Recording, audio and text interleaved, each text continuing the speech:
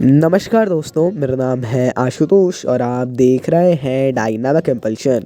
आज के इस वीडियो में हम बात करेंगे 20 मार्च 2023 के करंट अफेयर्स की। और ज्ञान को कभी भी छोड़ चाहे, इसलिए वीडियो को अंत तक अवश्य देखिएगा।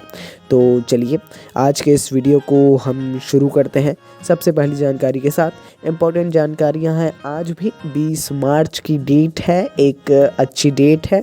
बाकी अगर आपको कुछ और लगे तो कमेंट सेक्शन में आप पूछ सकते हैं। आइए सबसे पहली जानकारी से शुरू करते हैं। पूर्वोत्तर सीमांत रेलवे NFR ने घोषणा की कि मेघालय में पहली बार इलेक्ट्रिक ट्रेन मिली है। मेघालय को पहली बार इलेक्ट्रिक ट्रेन की सौगात मिली है। NFR मतलब वही पूर्वोत्तर सीमांत रेलवे ने दुधनाई मेंदीपाथर लाइन सेक्शन और अभयपुरी पंचरत्न डबल लाइन सेक्शन का विद्युतीकरण पूरा कर लिया है। और अब यहाँ पर इलेक्ट्रिक ट्रेनें दौड़ेंगी जल्द ही, जो कि एक बहुत ही ज़्यादा अच्छी बात है। विकास को देखा जाए तो एक वहाँ के लिए बहुत ही ज़्यादा बड़ी बात है। हाँ, बहुत से राज्यों में तो 100% विद्युतीकरण हो गया है, लेकिन यहाँ पर पहली बार ऐसी ट्रेनें मिली हैं, तो वाकई में एक बड़ी बात होती है। आइए आगे बढ़ते हैं, अगली जानकारी को देखते हैं। मणिपुर की राज्यपाल सुश्री अनुसुईया उइके ने मणिपुर के केंद्रीय कृषि विश्वविद्यालय में natural farming for revitalising environment and resilient agriculture. देखिए, जब हिंदी में लिखा जाता है इंग्लिश के शब्दों को तो थोड़ी परेशानी होती है ना। मुझे व्यक्तिगत तौर पर इस थीम पर 3 दिवसीय अंतर्राष्ट्रीय सम्मेलन का उद्घाटन किया। यदि आप भी ऐसा कुछ करना ही पड़ेगा, हिंदी माध्यम के जो छात्र हैं उन्हें, है ना। Revitalising environment and resilient agriculture theme, इसको हिंदी में लिखना होगा। एक आध शब्द इधर उधर हो जाते हैं तो ऐसा मत करिएगा, है ना। बाकी आप लोग लिखते लिखते आदत पड़ ही जाएगी। चलिए आगे बढ़ते हैं, इम्पोर्टेंट उतना नहीं है, आगे बढ़ते हैं। राष्ट्रपति द्रौपदी मुर्मू ने कोच्चि में INS द्रोणाचार्य को प्रेसिडेंट्स कलर प्रदान किया है। प्रेसिडेंट कलर से आप सभी लोग अच्छी तरीके से वाकिफ़ हैं।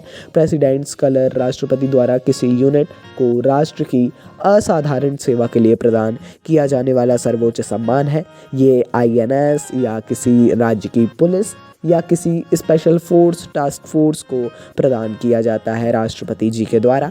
कई बार होता है कि राष्ट्रपति यदि उपलब्ध नहीं है तो कोई और प्रेसिडेंट्स कलर ही होता है, लेकिन या तो रक्षा मंत्री उनका प्रतिनिधित्व करते हैं या तो गृह मंत्री, है ना। इस प्रकार से वो प्रेसिडेंट्स कलर प्रदान करते हैं। प्रदान करने की एक औपचारिकता होती है, नाम प्रेसिडेंट्स कलर ही होता है। इस बात को याद रखिए। आइए आगे बढ़ते हैं। इस्पात मंत्रालय ने नई दिल्ली में विशेष इस्पात के लिए उत्पादन से जुड़ी प्रोत्साहन योजना PLI योजना के तहत चयनित कंपनियों के साथ समझौता ज्ञापन पर हस्ताक्षर किए। अब ध्यान से सुनिए। आयोजन के दौरान 27 कंपनियों के साथ कुल 57 समझौता ज्ञापनों पर हस्ताक्षर किए गए। एक बहुत बड़ा आयोजन था। इस्पात मंत्रालय एक उत्पादन से जुड़ी प्रोत्साहन योजना के लिए, ये योजना के तहत सारी चयनित कंपनियां थी, 27 कंपनियां, अलग अलग समझौते इन कंपनियों के साथ किए गए हैं। यही इस क्वेश्चन को इम्पोर्टेंट बनाता है। केंद्रीय इस्पात मंत्रालय ने ऐसा किया है। और पढ़ना चाहें आप तो और पढ़ सकते हैं, उतना ज़्यादा तो नहीं, लेकिन हाँ इम्पोर्टेंट अवश्य है, पढ़ लीजिएगा और ज़्यादा पढ़िएगा अवश्य। चलिए आगे बढ़ते हैं, अगली जानकारी। RBI और सेंट्रल बैंक ऑफ UAE के बीच समझौता हाल ही में हुआ है। भारतीय रिजर्व बैंक और UAE के सेंट्रल बैंक ने वित्तीय उत्पादों और सेवाओं में नवाचार को बढ़ावा देने के लिए समझौता ज्ञापन पर हस्ताक्षर किए हैं। समझौते के अनुसार दोनों केंद्रीय बैंक अपना RBI और अपना RBI जो है सेंट्रल बैंक ऑफ इंडिया है।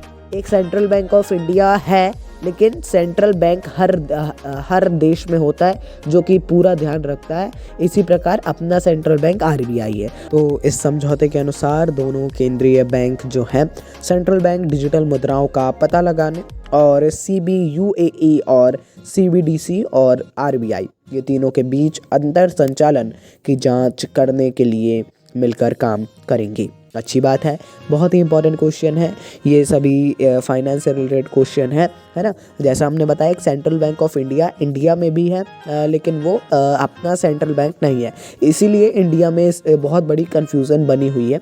RBI सेंट्रल बैंक है ऑफिशियली। आइए आगे बढ़ते हैं। भारत और विश्व बैंक ने 4 राज्यों में ग्रीन नेशनल हाईवे कॉरिडोर परियोजना के निर्माण के लिए एक ऋण समझौते पर हस्ताक्षर किए हैं। इन राज्यों में हिमाचल प्रदेश, राजस्थान, उत्तर प्रदेश और आंध्र प्रदेश शामिल है। भारत और विश्व बैंक बहुत ही ज़्यादा समझौते करते रहते हैं, हमेशा ही ज़रूरत पड़ती है ना, और समझौते होते हैं, लेकिन ऐसा नहीं है कि ये वापस नहीं करते, बिल्कुल वापस हो जाता है। ये पूरा औपचारिक होता है, आधिकारिक तौर पर सारी चीज़ें होती हैं, जैसा कि आप सभी लोग जानते हैं। ये ग्रीन नेशनल हाईवे कॉरिडोर परियोजना के लिए ये ऋण लिया गया है और इन राज्यों में हिमाचल, राजस्थान, उत्तर प्रदेश और आंध्र प्रदेश शामिल हैं। इसमें ये परियोजना होगी। आइए आगे बढ़ते हैं, अगली जानकारी को देखते हैं। गूगल समर्थित एंथ्रोपिक ने अपना AI चैटबॉट क्लॉड लॉन्च किया।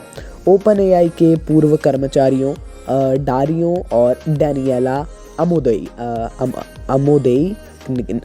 ने एंथ्रोपिक की सह स्थापना की, है ना। जो आप लोग सभी लोग जानते हैं AI चैटबॉट आजकल बहुत बड़ा हॉट टॉपिक बना हुआ है, इसकी सह स्थापना, और इसे हाल ही में गूगल से $400 मिलियन की फंडिंग प्राप्त हुई है।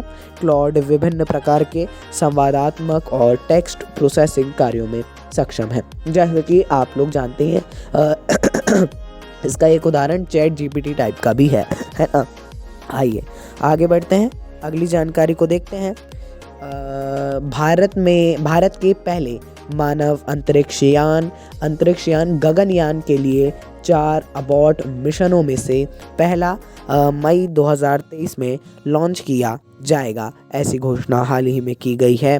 पहला परीक्षण वाहन मिशन TVD1 मई 2023 में लॉन्च होगा। इसके बाद जो दूसरा परीक्षण वाहन TVD2 होगा, ये गगनयान का पहला मानव रहित मिशन होगा, यही मेन होगा, जो कि 2024 की पहली तिमाही में लॉन्च होगा। अभी ऐसा प्रस्तावित है, आगे यदि कोई चेंजेस नहीं होता है तो, हालांकि होना तो नहीं चाहिए, तो यही संभावित है। चलिए, ये बहुत ही ज़्यादा इम्पोर्टेंट है। अभी तो गगनयान का उतना ज़्यादा कुछ बना नहीं है, लेकिन जल्द ही, अब जैसे ये न्यूज़ आई है, धीरे धीरे और इसरो न्यूज़ वगैरह लाएगा, उसके बाद इसका एक बहुत ही ज़्यादा इसके बड़े रूप से न्यूज़ बनेगी। तो चलिए दोस्तों, ये थी अंतिम जानकारी। नमस्कार, डायनामिक इम्पल्शन।